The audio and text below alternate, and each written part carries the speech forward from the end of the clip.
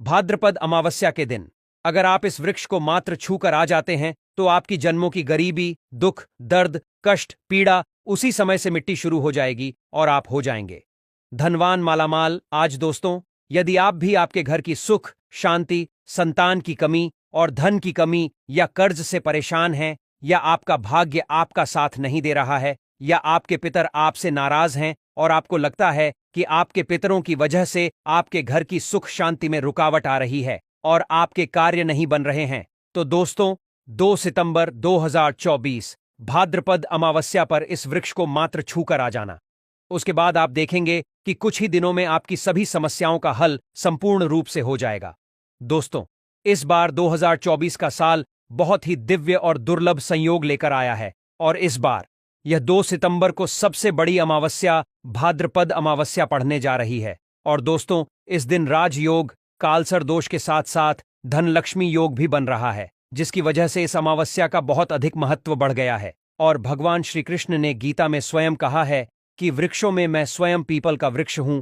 इसलिए दोस्तों, पीपल के वृक्ष को वृक्षों का राजा कहा जाता है, क्योंकि पीपल वृक्ष की जो आयु होती है वो सबसे ज्यादा होती है। इसलिए भगवान श्री कृष्ण ने स्वयं कहा कि वृक्षों में पीपल हो। तो दोस्तों, चलिए अब मैं आप लोगों को उन पावन वृक्षों के बारे में बताऊंगा जो कि कल्याणकारी है, जो मंगलकारी है। अगर आप इन वृक्ष को छू लेते हैं इस भाद्रपद अमावस्या, जैसे यहां के दिन, तो आपकी गरीबी तो मिटेगी ही मिटेगी, साथ ही आपके जीवन से परेशानियां भी खत्म हो जाएंगी। क्योंकि यह जो पेड़ पौधे हैं या चेतना युक्त हो जाते हैं, यानी कि इस दिन इनमें चेतना आ जाती है। और भाद्रपद अमावस्या, ये दिन स्वयं भगवान विष्णु जी इन वृक्षों में वास करते हैं। इस वजह से इनमें शक्ति आ जाती है और ये पेड़ पौधे जागृत अवस्था में आ जाते हैं। दोस्तों, इस समय इन पेड़ पौधों को मात्र जाकर छूते, खास करके जो देवी स्वरूप कहे गए, यानी मां लक्ष्मी स्वरूप माने गए, भगवान विष्णु जी के स्वरूप माने गए हैं, तो इन पेड़ पौधों को आप ऐसे छूकर आ जाते हैं तो आपके जीवन की जो परेशानी है, दुख तकलीफ है, कष्ट रोग बीमारी है, जीवन में बहुत बड़ी समस्याएं हैं, सब समाप्त हो जाएगी। तो दोस्तों, आज आप लोगों को कुछ ऐसे वृक्ष के बारे में बताऊंगा जो देव वृक्ष कहे गए। वीडियो को ध्यान से देखना। अगर आज की वीडियो मिस कर दिए तो फिर सारी जिंदगी आपको पछताना पड़ेगा, क्योंकि इस समय भाद्रपद अमावस्या का पावन पर्व है और यह एक ऐसा समय होता है जो बहुत ही कल्याणकारी, बहुत ही मंगलकारी दिन होता है। सभी ग्रहों को एकत्रित करके सभी ग्रहों को सपोर्ट दिलाता है, कुंडली को मजबूत कराता है, गरीबी को समाप्त करता, और आप अपनी आंखों से देखते हैं गरीबी को मिटाते हुए। दोस्तों, मैं जिन वृक्षों के बारे में बात करने वाला हूं, यह सारे वृक्ष आपको आपके घर के आसपास बहुत ही आसानी से मिल जाएंगे। दोस्तों, सबसे पहला जो वृक्ष है, जिसे वृक्ष के बारे में मैं बात करने वाला हूं, वह है केले का वृक्ष। जी हां, केले का वृक्ष आपके घर के आसपास मिल जाएगा। इसमें स्वयं भगवान विष्णु जी, मां लक्ष्मी जी वास करती है। दोस्तों, आपको इसे खासकर भाद्रपद अमावस्या के दिन, चाहे गुरुवार के दिन हो, किसी भी दिन आप इस वृक्ष को छुपकर कर आ जाए तो जीवन के कष्ट मिटाते हैं, तत्काल गरीबी मिटती है और सुख समृद्धि की प्राप्ति होती है। धन वैभव से आपका घर भर जाता है। आपके घर में तेजी से धन आने का स्रोत नजर आने लगते हैं। रुका हुआ व्यापार चलने लगता है। बंद पड़ी किस्मत भी साथ देना शुरू कर देती है और भाग्य आपका 7वें आसमान पर रहता है। बंद किस्मत के ताले खुल जाते हैं। जीवन में सफलता आपको जरूर प्राप्त होती है।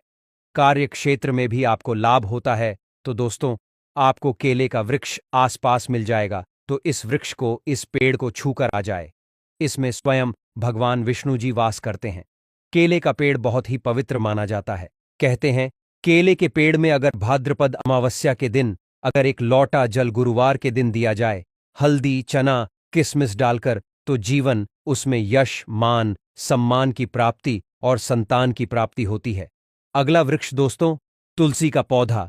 दोस्तों, तुलसी के पौधे को अगर आप छू कर आ जाते हैं तो जीवन के कष्ट मिटते हैं। इसमें भी मां लक्ष्मी का वास होता है।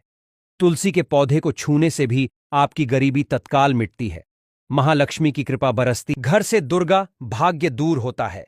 इसीलिए भाद्रपद अमावस्या के दिन पीपल के वृक्ष के साथ साथ तुलसी का पौधा भी आपको घर के आसपास मिल जाएगा, या फिर आपके घर में लगा है, तो सुबह शाम के दिन आप इन्हें छूकर आ जाएं और अपनी मनोकामना जरूर बोल दें। साथ ही अगर बेल का वृक्ष भी मिल जाए तो इसे भी छूकर आ जाए तो बहुत ही लाभ और कल्याणकारी है। इसमें स्वयं नारायण और माता पार्वती वास करती है। दोस्तों, बेल का वृक्ष भी बहुत ही शुभ है और शमी का वृक्ष भी छूकर आ जाए ये भी बहुत ही शुभ माना जाता है। इसमें भी सभी, साथ ही साथ नीम का पेड़ या फिर आम का पेड़ भी छूकर आ जाए। गरीबी मिट्टी है। अब अगला वृक्ष है दोस्तों पीपल का वृक्ष। पीपल के वृक्ष में स्वयं भगवान नारायण वास करते हैं, स्वयं भगवान विष्णु जी वास करते और मां लक्ष्मी जी वास करती है। तो भाद्रपद अमावस्या के दिन आपको पीपल के लिए आपके वृक्ष को जरूर छूकर आ जाना है। सुबह या फिर शाम के समय छूकर आए और जब पीपल को आप छुएंगे तो ओम नमो भगवते वासुदेवायर इस मंत्र का जाप करते हुए छूना है, अपनी मनोकामना बोलते हुए छोड़ देना है। दोस्तों, जो भी आपकी मनोकामना है, नौकरी को लेकर, बिजनेस व्यापार को लेकर, धन को लेकर, कार्य को लेकर, संतान को लेकर, विवाह को लेकर, किसी प्रकार की समस्या शत्रुओं को लेकर हो, तो आपको बस भगवान विष्णु जी के वृक्ष पीपल के सामने ऐसे आपको अनुभव करना है कि वे उपस्थित हैं, प्रकट है, और उन्हीं का स्मरण करते हुए छूकर आ जाना है। तत्काल देखेंगे। 24 घंटे के अंदर आपकी मनोकामना पूरी होगी। बाकी आपकी मर्जी दोस्तों, इतना पावरफुल ये उपाय है। इसको करने से आपके जीवन के दुर्भाग्य दूर होंगे, कष्ट मिटते हैं, जीवन से गरीबी दूर होती है। दोस्तों, पीपल के वृक्ष में वैसे तो सभी देवी देवता निवास करते हैं, लेकिन भाद्रपद अमावस्या के दिन भगवान विष्णु और मां लक्ष्मी स्वयं निवास करने आती है बैकुंठ लोक से धरती पर। इसलिए पीपल के वृक्ष को जरूर स्पर्श करके आप अपनी मनोकामना बोल देना, तत्काल आपकी गरीबी मिटेगी। आइए दोस्तों, अब जान लेते हैं भाद्रपद अमावस्या के कुछ और जरूरी उपाय और कथा। दोस्तों, भाद्रपद अमावस्या की तिथि का विशेष महत्व स्नान, दान और तर्पण के लिए होता है। शास्त्र अनुसार ऐसा करने से हमारे जीवन में धन, धान्य, सुख, संपत्ति, वैभव, यश और सौभाग्य की प्राप्ति होती है। इस दिन महिलाएं अपने बच्चों की मंगल कामना और उज्ज्वल भविष्य के लिए व्रत रखती हैं। भाद्रपद अमावस्या सत्या को हिंदू मान्यताओं के अनुसार अत्यंत मंगलकारी, शुभदायक और लाभदायक माना जाता है। भाद्रपद अमावस्या में तर्पण के महत्व के संबंध में ऐसा कहा जाता है कि भाद्रपद अमावस्या की तिथि को पितरों को प्रसन्न करने से जातकों के जीवन में आजीवन सुख, शांति और समृद्धि बरकरार रहती है।